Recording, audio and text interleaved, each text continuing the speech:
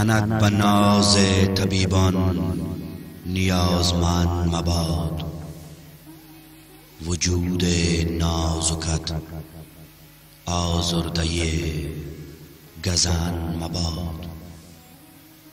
شنونده گرامی، به این امید در کاخ پرجلال و شکوهنده شعر حافظ فرود آییم که نه آن را بیمی از گزند روزگار است و نه هراسی از زوال زمانه.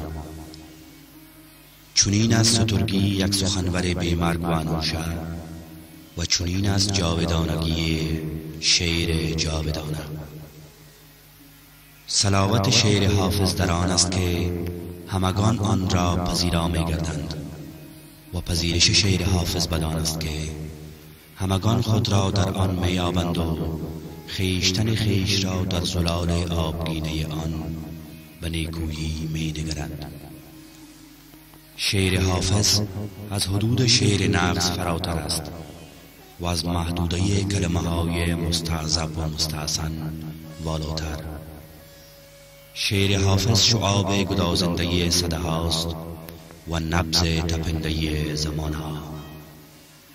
تپانچه بر رخسار سالوس و ریاست و بانگ آتشین در سراچه دو در برای رهایی انسان.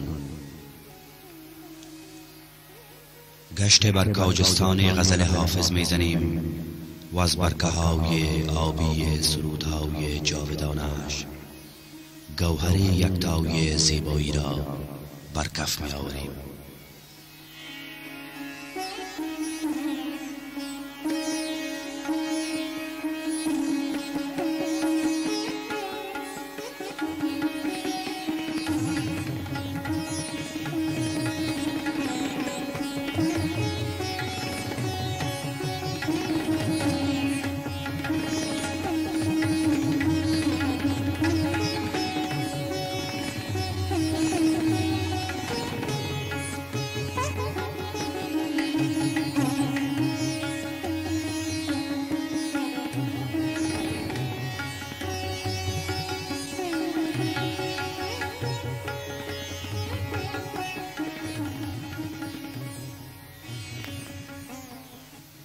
رسید مژده که ایام غم نخواهد ماند.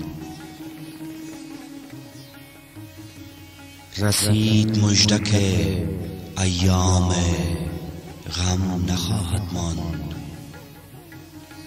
چنان نماند و چنین نیز هم نخواهد ماند.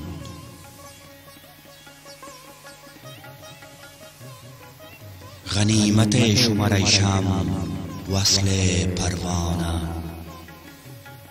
که این معامله تا صبح و دم نخواهد ماند.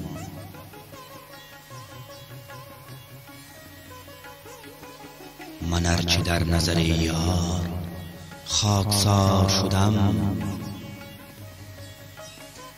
من ارچه در نظر یار خاکسار شدم، رقیب نیز چنین محترم نخواهد ماند. چه جای شکر و شکایت ز نقش نیک و بد است، چه جای شکر و شکایت ز نقش نیک و بد است که بر صحیفه هستی رقم نخواهد ماند.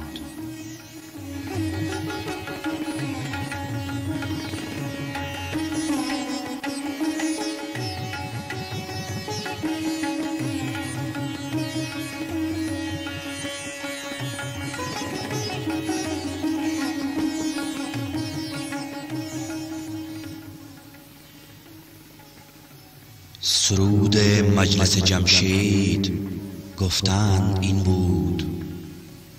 سرود مجلس جمشید گفتند این بود که جام باده بیاور که جم نخواهد ماند.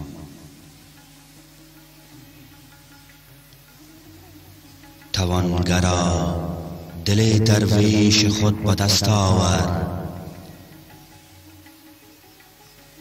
توانگرا دل درویش خود به دست آور، که مخزن زر و گنج و درم نخواهد ماند.